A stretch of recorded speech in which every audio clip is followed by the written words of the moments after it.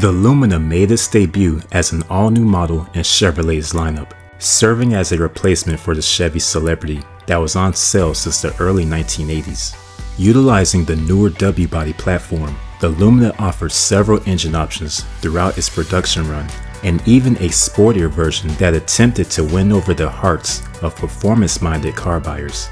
In this episode, we're going to take a look at the first generation Chevy Lumina, a mid-sized car that was intended to go toe-to-toe with the contemporary mainstream sedans, not to mention the Ford Taurus, which at the time was a huge success.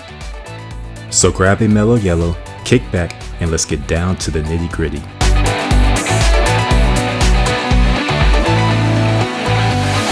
Chevrolet was the first GM division to transition its mid-size sedans to front-wheel drive. This yielded the Chevy Celebrity, a mid-size vehicle riding on the GM A-body platform, sharing its roofline with other A-body cars, such as the 5th generation Buick Century. The Celebrity also shared design components with A-bodies from other GM divisions, such as the Oldsmobile Cutlass Sierra and the Pontiac 6000. A popular version of the Celebrity was known as the Celebrity Eurosport. Making its debut in 1984 as an option package, the Eurosport offered a 2.8-liter high-output V6, cranking out 130 horsepower. Later in the decade, after being on sale for several model years, General Motors stopped making revisions to the Celebrity. Instead, the attention was placed on the development of a new car, an all-new mid-size sedan that would sit atop the GM10 platform and serve as a replacement for the aging Celebrity, which had been on sale since the 1982 model year. 1985. The production design of a successor, otherwise known as the Lumina, was frozen, being designed by Irvin Rebecki. Mr. Rebecki started working at General Motors in the late 1940s and worked his way up to become the global head of styling for the corporation during the 1970s. The Lumina sedan in development would be set for a release at the end of the decade and have larger dimensions than its predecessor. Some powertrain features, such as the Iron Duke engine, will carry over from the Celebrity to the Lumina. During this time in the auto industry, many manufacturers were experiencing a decline in sales of sedan-based coupes. That said, the two-door Celebrity was dropped after the 1988 model year. The four-door Celebrity sedan was scheduled to end sales after the 1989 model year to make way for its 1990 Lumina replacement. Speaking of 1990, although the Celebrity sedan would be discontinued, Chevrolet was planning on offering the Celebrity solely as a station wagon for a brief amount of time. Following the 1991 discontinuation of the Pontiac 6000, the A-body Buick Century and Oldsmobile Cutlass Sierra were produced nearly unchanged until the end of the 1996 model year. 1989. Production of the Chevy Lumina began early this year, with it going on sale later as a 1990 model. The new mid-size sedan went on sale in the spring of 1989 as in early 1990. A coupe version followed in the fall. The all-new Chevy Lumina was based on the GM10 platform, otherwise known as the W-body, being shared with Pontiac's Grand Prix, Oldsmobile's Cutlass Supreme, and Buick's Regal. Pontiac, Oldsmobile, and Buick had each received their own variant of the front-wheel drive W-body car for the 1988 model year. Chevy, on the other hand, did not get its own version of the W-body until the 1990 model year. What's more interesting is that the Lumina effectively replaced two different nameplates. Not only did the Lumina sedan replace the Chevy Celebrity, but the coupe variant replaced the 4th generation Monte Carlo. Typical Monte Carlo buyers now had to make do with the new front-wheel drive W-body coupe, while buyers that would have otherwise purchased the Celebrity sedan now had the four-door Lumina. A W-body coupe replacing the G-body Monte Carlo made sense, at least from GM's perspective, especially since the G-body Grand Prix, G-body Cutlass Supreme, as well as the G-body Regal were also replaced by all new W-body versions for 1988. As we mentioned earlier, the Celebrity offered a wagon variant. The new Lumina was not available in a wagon body style. However, the void created by the old Celebrity wagon was now filled with the Lumina APV minivan. In comparison to its predecessor, the Celebrity, the Lumina sedan was larger in every dimension and was the more ideal and sensible option for mid-size car shoppers. As far as the Lumina sedan, it was the first W-body four-door that went on sale, with the four-door offerings from Pontiac, Oldsmobile, and Buick arriving shortly afterwards. The idea behind the Lumina was to serve as a mid-size, value-oriented sedan, not to mention to also serve as a competitor to the Ford Taurus. Looking at the W-body sedans, it was the Lumina that had its sights set on value-conscious buyers, those that were shopping for a frugal family sedan. Chevy's general manager at the time, Jim Perkins, had declared Chevrolet a value brand. To back that claim, the Lumina had a lower MSRP than that of its rival.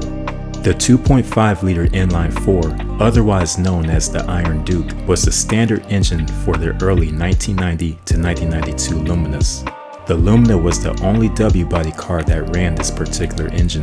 The 2.5 was carried over from the Celebrity, although the output figures were boosted from 98 to 110 horsepower for Lumina duty. The Grand Prix and Cutlass Supreme were available with 4-cylinder power for 1990 and 1991. However, they ran the 2.3-liter Quad 4 engine, which cranked out a lot more power than the Lumina's 2.5. A smaller 4-cylinder engine displacing 2.2 liters went into 1993 Luminas, effectively replacing the old Iron Duke engine. The 2.2-liter cranked out 110 horsepower and 130 pound-feet of torque. The availability of this engine would be short-lived, since 1993 would be the only year it would be offered. The 3.1-liter V6 was available for the entire duration of the first-generation Lumina.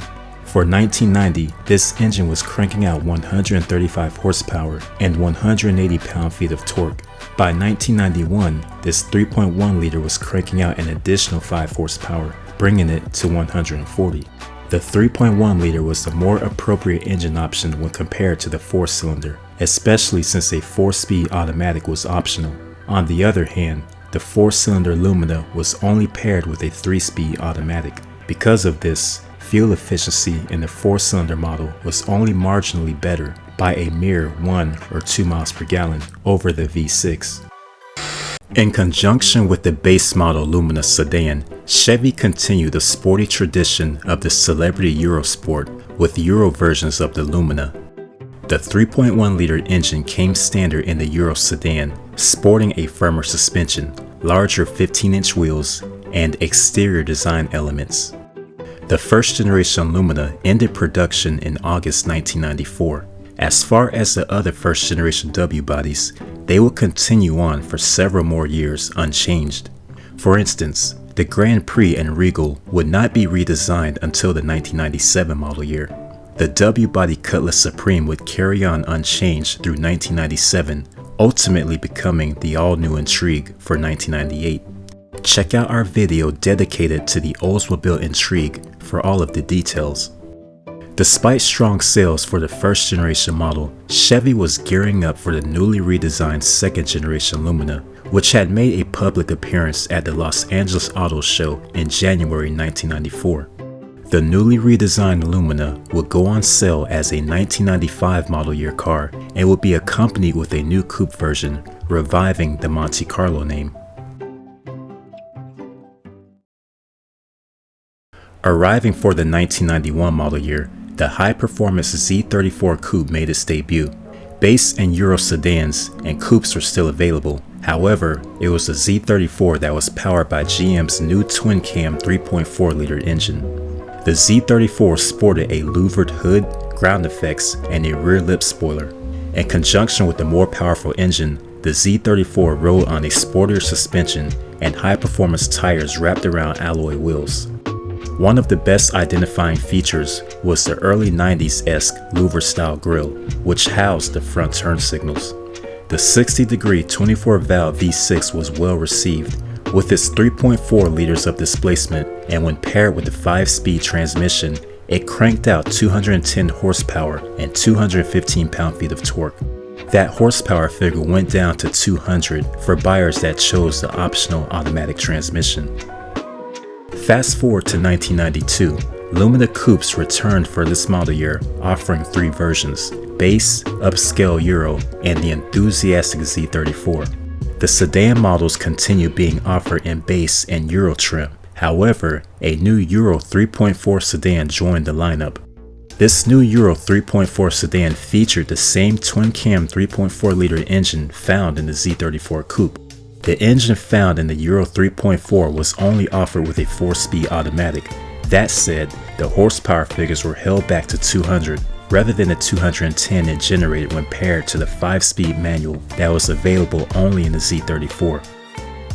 Although many complained that the first generation Lumina was half-baked, rough around the edges, and wasn't as competitive as it should have been, especially when compared to the Taurus, the Lumina was still an instant success, racking up over 300,000 sales in 1990.